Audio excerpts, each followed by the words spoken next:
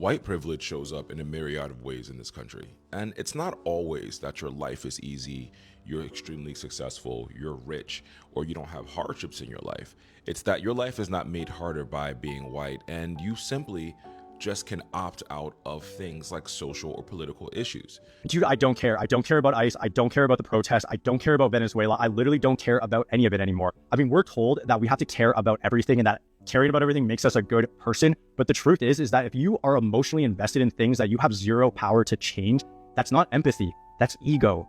Apathy is one of the greatest forms of white privilege that can exist in this country. Saying you don't care that someone was shot by the government that is telling you you no longer have rights is white supremacy and white privilege in action, because you are telling us, oh, the government and me have a social contract with each other that whatever they're doing, whoever they're oppressing, whoever they're telling no to, it doesn't apply to me because I'm white. That is white privilege. I know I'm supposed to feel sorry for Alex Preddy, but I don't. I don't. Do you know why I wasn't shot by Border Patrol this weekend? Because I kept my ass inside and out of their operations. It's very simple. If I felt strongly enough about something the government was doing that I would go out and protest, I would do it peacefully on the sidewalk without interfering. And laying hands on a police officer trying to, or Border Patrol officer or ICE officer trying to conduct a law enforcement operation is a felony. So between the myriad of influencers and content creators coming out saying they don't have the capacity to care, they don't care about anything, all they care about is their family and their friends. And then you have political pundits like Megyn Kelly coming online and saying, you know how I protest? I protest quietly from the sidewalk at home, or I stayed my ass home and I didn't interfere.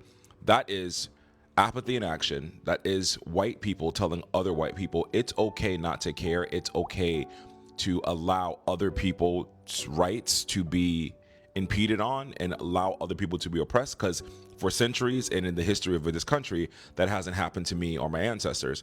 Two, it is buying into the system that has always protected white people by saying you need to let your First Amendment right go because your First Amendment right can now get you killed, and we don't want that because that's not what the contract is between us and the government.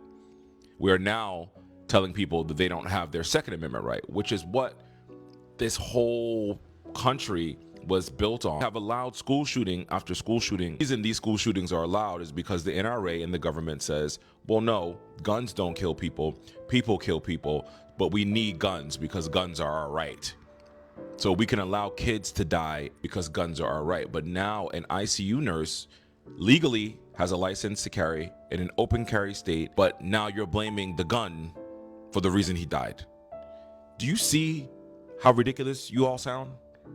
And every day that I see something ridiculous, I'm going to make a video about it, because these messages are permeating the brains of people, the low-level IQ MAGA people who don't think for themselves or think to research. Like, I've always known how much propaganda exists in every nation in the world.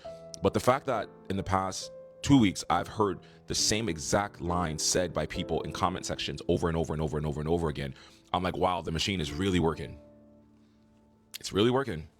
Don't be apathetic. Apathy only works for white people, and it harms all of us. Bye.